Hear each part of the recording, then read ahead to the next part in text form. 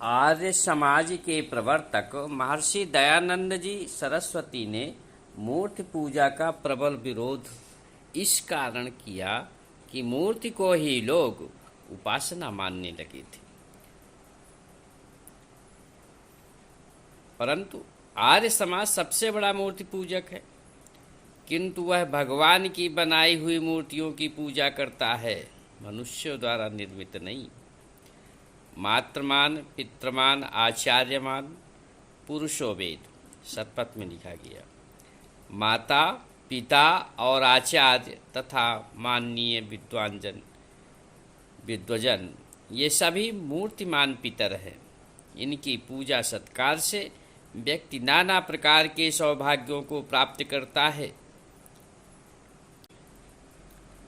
गोस्वामी तुलसीदास जी ने रामचरितमानस में कई स्थानों पर ईश्वर का वर्णन किया, ईश्वर भक्ति का वर्णन किया है। उन वर्णनों से विदित होता है कि गोस्वामी जी कहीं भी मूर्ति पूजा का उल्लेख नहीं किया।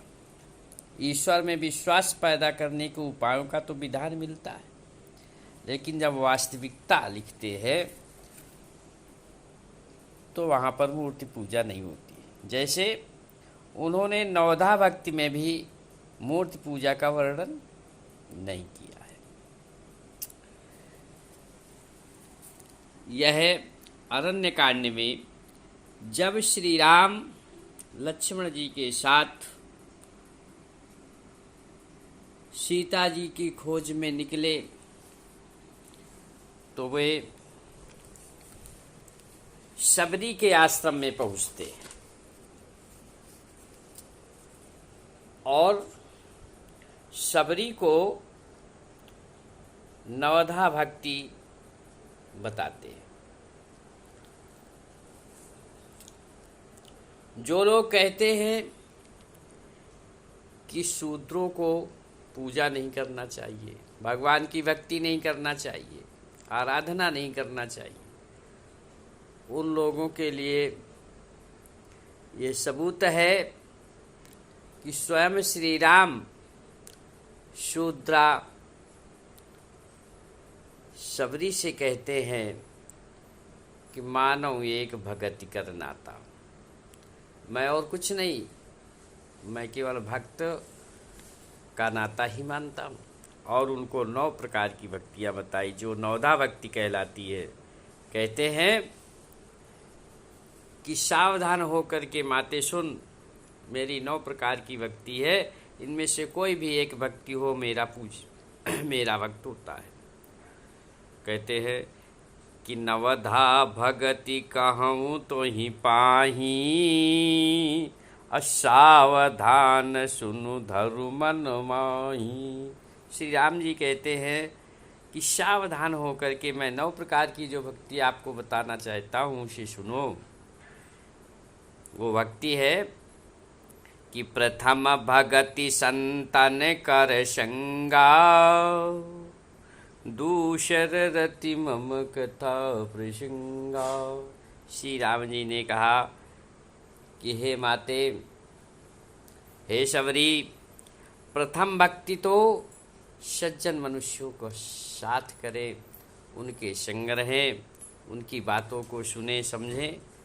और दूसरी मेरी भक्ति है, ये प्रथम भक्ति है संतों के साथ में। दूसरी भक्ति जो मेरी कथाओं में, मेरे कथा प्रसंगों पर मन लगाता है, प्रेम करता है उन कथाओं से।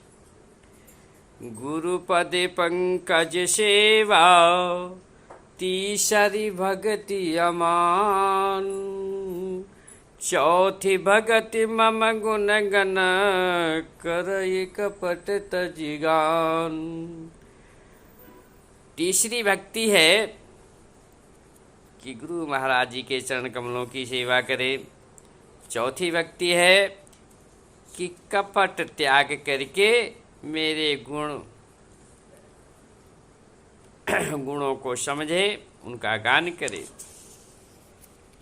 मंत्र जाप मम दृढ़ विश्वासा, पंचम भजन सुवेद प्रकाशा, छठ दमशील बिरति बहु कर्मा, निरत निरंतर सज्जन धर्मा। पांचवा, मेरे ऊपर विश्वास करे, मेरे नाम का मंत्र जाप करे, जो वेदों में प्रकाशित है, वो पांचवी भक्ति है। छठवां,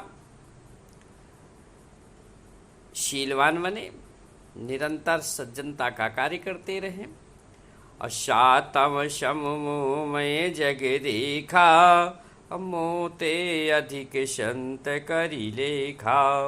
सातवां,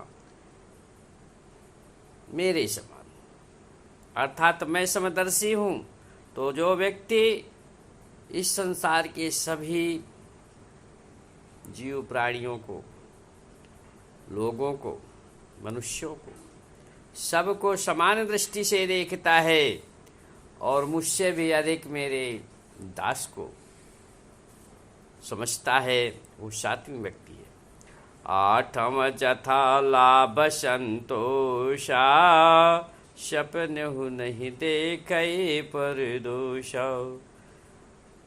और आठवीं व्यक्ति है कि जो मिल जाए, जितने में लाभ हो जाए उतने में ही संतोष करे, दूसरों का दोष मत देखो। तो नवम सरल सब सन छलहीना, मम भरोसे ही हर्षिन दीना।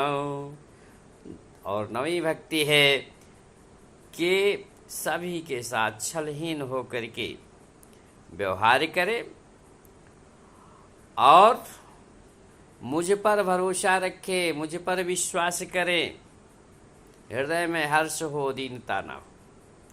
इस प्रकार से 9 भक्ति, इन 9 भक्तियों में से कोई भी एक भक्ति है तो वो भक्त है, वो मेरा परम भक्त है।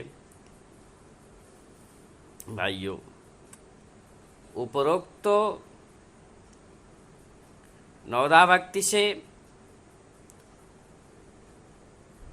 कहीं पर भी मूर्ति पूजा की गंध भी नहीं है। गोस्वामी जी, तुलसीदास जी का ईश्वर में अटल विश्वास था। वह यह भली भांति अनुभव कर चुके थे कि ईश्वर को प्राप्त करने में वेद ही एकमात्र प्रमाण है, और इसकी सच्चाई के साथ आध्यात्म प्रसंग में मूर्ति पूजा को स्वीकार नहीं किया। वेद भगवान कहते हैं, ओम न तस्य प्रतिमा अस्ति यस्य नाम मध्यशः, हिरण्यगर्भं इति मां सीदित्येकाय समान्य जात इत्येक। हे मनुष्यों, जो कभी देहधारी नहीं होता, जिसका कुछ भी परिमाण, सीमा या कारण नहीं है, जिसकी आज्ञा का पालन ही उसका नाम स्मरण है, जो ना जन्म लेता है, न नष्ट होता है, न उसकी कोई रूपरेखा है, वो तो निराकार है। उसी परम ब्रह्म परमात्मा की उपासना नित्य करनी चाहिए।